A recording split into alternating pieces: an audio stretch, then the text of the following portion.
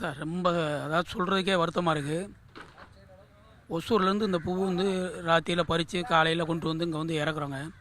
இந்த மழை பெஞ்சதுனால எல்லா ஜனமும் எங்கேயுமே வர முடியாமல் அங்கங்கே தண்ணியில் பூரா தத்தளிச்சிட்டு இருக்காங்க.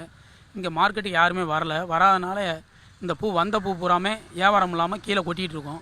இன்றைக்கி மட்டுமே கிட்டத்தட்ட ஒரு 300 டன் பக்கம் நாங்கள் கீழே கொட்டியிருக்கோம்.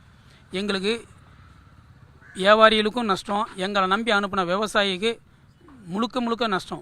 அவங்க பறிக்கிறதுக்கு கூலி கொடுத்து மருந்து அடித்து உர வச்சு எல்லாம் கஷ்டப்பட்டு 6 மாதம் பயிர் வச்சு இன்றைக்கி தான் பறித்து அனுப்புகிறாங்க. அனுப்பின இந்த காலகட்டத்தில் வரும்போது இங்கே மழை பெஞ்சிருச்சு. மழை பெஞ்சதுனால அந்த பூவெல்லாம் கீழே விட்டுறோம்.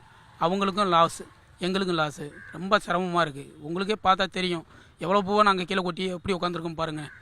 ரொம்ப கஷ்டத்தில் இருக்கும். இன்றைக்கி பறிக்கிற பூ நாளைக்கு வரும். இந்த பூவை கீழே கொட்டினா தான் நாளைக்கு வந்து அதாவது வியாபாரம் பண்ண முடியுன்ற ஒரு காலகட்டத்தை நம்பிட்டு இருக்கோம். தினசரி இந்த பாக்ஸ் வந்து பூ விற்றோன்னே அனுப்பி வச்சா தான் அன்றைக்கி சாயந்தரம் அந்த பூவை திருப்பி எடுத்து இன்றைக்கி புதுசாக பறிக்கக்கூடிய பூக்கள்லாம் அந்த பாக்ஸில் நப்பி லாரியில் ஏற்றி அனுப்புவாங்க. ஒவ்வொரு நாளும் அந்த பாக்ஸும் ஈவினிங் போய் ஆகணும். இது ரெகுலராக கண்டினியூவாக நடந்துகிட்ருக்குது. ஒரு லாரிக்கு குறைஞ்சது 9 to 10 டன் வரும். ஒரு நாளைக்கு எப்படி போனால் ஒரு 30 to 35 லாரி வந்துட்டுருக்கு. சர்வசாரம் ஒரு நாளைக்கு சராசரியாக வச்சுக்கிட்டால் ஒரு 2 to 2.5 கோடி லாஸ் ஆகும் சார்.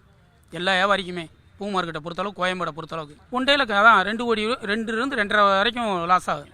எங்கள் மொத்த நிர்வாகத்துக்கு எடுத்துக்கிட்டால் எங்கள் சங்கத்தில் இங்கே வியாபாரம் பண்ணுற அத்தனை 456 கடை, இந்த 456 கடையில் வியாபாரிகள்னு எடுத்துக்கிட்டோம்னா ஒரு 1500 பேர் இருக்கும். அந்த 1500 பேருக்கு எடுத்துக்கிட்டால் 2.5 கோடி ரூபா லாஸ். இல்லை வந்து அள்ளக்கூடியவங்க வர்றாங்க, கொஞ்சம் தாமதமாகுது.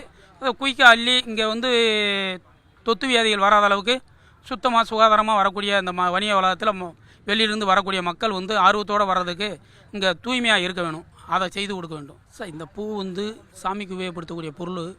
அந்த பூவில் வியாபாரம் பண்ணி தான் எங்கள் வேலை செய்யறவங்களுக்கு சம்பளம் கொடுக்குறோம். அதை வச்சு தான் எங்கள் பிள்ளைகளை படிக்க வைக்கிறோம்.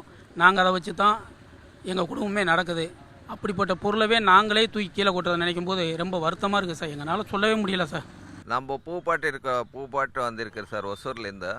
அங்கேருந்தா சாமாந்தி சாக்லேட்டு எல்லாமே போட்டுன்னு வந்தோங்க. இங்கே பார்த்தா 10 ரூபா கூட விற்கலன்னு சொல்கிறாங்க. என்ன பண்ணுறது, அறுப்பு கூலியாக நமக்கு 40 ரூபா 50 ரூபாய்க்கு விழுகுது ஒரு கிலோக்கு. இங்கே பார்த்தா 10 ரூபா கூட விற்கல, எல்லாமே எடுத்து கீழே கொட்டுறாங்க.